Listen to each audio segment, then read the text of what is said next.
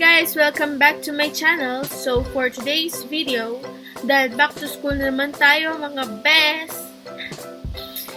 At yung iba sa inyo ay nag-start na ang klase, this will be about what's in my school bag 2017. And this is more like a YUM student starter pack video kasi I am currently enrolled as a grade 12 student and yung strand ko ay YUMS. So, if you like to know more about this video, please keep on watching. So, ito yung bag na gagamitin ko for this school year and this is just the standard transport bag. So, meron siyang front pocket, tapos ito na yung main bag niya. And this is what it looks like inside. So, medyo messy siya kung titignan, pero hindi. Madami siyang bag sa loob. I mean, like, pencil case, another pencil case, and a mini organizer. Tapos meron siyang malaking organizer. So, nandito yung mga notebooks ko and yung umbrella ko. And this is the first thing that I will show you. Ito ay isang organizer, long organizer. At dito ko nilalagay yung mga bagay na pwedeng malukot or mabali. Just like the ruler, yung mga bond papers, and I'll show you what's inside. So, yun na nga, nandito yung ruler, the standard Orion's ruler. Nothing special. Nandito yung big notebook ko, kailangan yan for the science activities. Tapos, nandito yung mga bond papers ko. I have the short one and I have the long one. So, kailangan yan kasi maraming essay na gagawin at pwede rin magpagawa yung mga teachers nyo ng like artworks regarding social issues, yung mga ganon. So, ginawa namin yun ng grade 11 sa YUMS.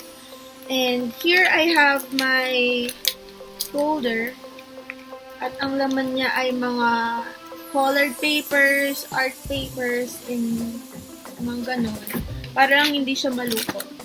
So, that's it. Yung laman ng organizer na to. So, ito yung extra lang na wrapper for the notebook. So, yung susunod na papakita ko ay pencil case. So, this is just an ordinary pencil case. Gawa siya sa mesh, hindi madaling masira, at pink. Kasi may ko sa pink. So, ito yung itsura niya sa loob. At ang unang papakita ko ay ang mga cutting materials. Meron akong scissors at merong cutter. This is from Maped and this is from Best Buy and both are from National Bookstore. So, meron akong glue stick from Elmer's and Dong A na correction tape. Sorry kung medyo maingay, may mamartilyo sa taas. Tapos, sunod ay ang mga pens. As a young student, mahalaga ang pens. Lagi kayong mag-e-essay. I mean tayo. Lagi tayong mag-e-essay, mga bes. Lagi tayong magno-notes, mga bes. Yan, kailangan yan. So, ito yung mga favorite pens ko. Sila ay ang MyGel pens from Dong A. Dong A, Dong A, whatever. So, ito naman ay from M&G, the 0.5 economic pen. Maganda din siyang pangsulat. And Dong A Gel Cyan pen. Perfect.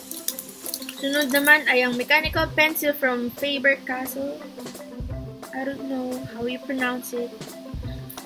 Tapos, yung mga refills nung mechanical pencil ko and stapler and staple wire from Maped.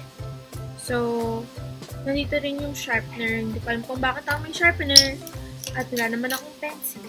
So, yun ang nasa loob ng aking pencil case. Never forget your pens, mga best, lalo na kapag yung student ka or kung ano mang kinukuha mong strand, kailangan ng ang pen para sa isang estudyante. Huwag tayong umasa sa katabi, mga best, okay? The next thing that I will show you are notebooks. So, meron akong 10 na ganitong notebooks and this is from Veco. I bought it sa National Bookstore. I chose this kind of notebook kasi hindi plastic hindi paper yung kanyang cover. This is like a hard plastic, if that's what you call it. So, maganda yung papers niya sa loob and kailangan ng mga yung student ang notebook para sa important terms na lalabas sa exams nyo. Maniwala kayo sa akin. Dito nyo din isusulat yung mga terms na sinasabi lang ng teachers nyo na wala sa libro. Yan. Very handy ang notebook sa inyo, lalo na pagdating ng exams. Ito lang ang makakapitan nyo, mga best. Hindi ang katabi nyo, kundi ang notebooks nyo.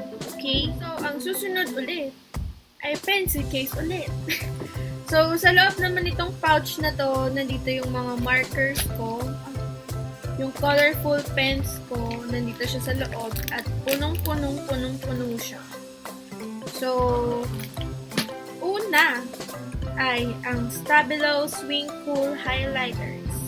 So, meron akong yellow at meron akong pomelo something pink. Basta pink shade. So, yan. So, meron din akong Sharpie na yellow highlighter. That's what you call it. At nandito, ang ever raved about na highlighter from Stabilo ay ang mga pastel highlighters. Hindi ko makita yung iba. Ayan. So, ito yung mga pastel highlighters. I got this from a friend of mine. And, yan. Ganda. So precious. Kailangan ng mga YUM student ang highlighters to highlight the important terms, mga best, sa book, sa notebooks, or wherever man yan. So, nandito rin yung mga markers ko. Ito ay double-sided marker. So, merong manipis, may makapal na marker, and I got this from Daiso. At ito naman ay ang mga, ano ba to? Pen? I don't know. Pen yata ang tawag dito. So, this is also from National Bookstore at ito ang crystal water-based pen.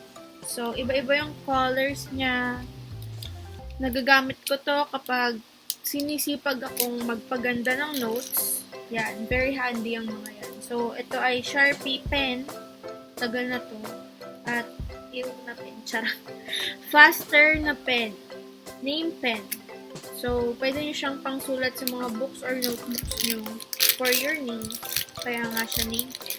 So, ito naman ay ever needed. Charot. Ay ang whiteboard marker for recitations sa board. Yan. So, may kasama na rin siyang eraser and I got this for only 42 pesos sa National Bookstore at ang brand niya ay Monami. So, goodbye na siya mga best. So, yun na yung laman ng aking school bag at may special guest tayo. Say hi! Hindi siya kasama sa school bag ko. So, her name is Lychee and she's my pet dog.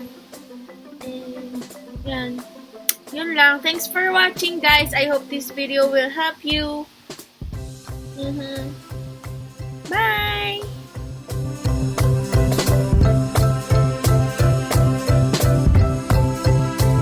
So, ayan. Kahit mainit, naka-hoodie ako. For the sake of this video. Tapos yung salamin ko, walang lenses. Parang magpakalang. So, yun na.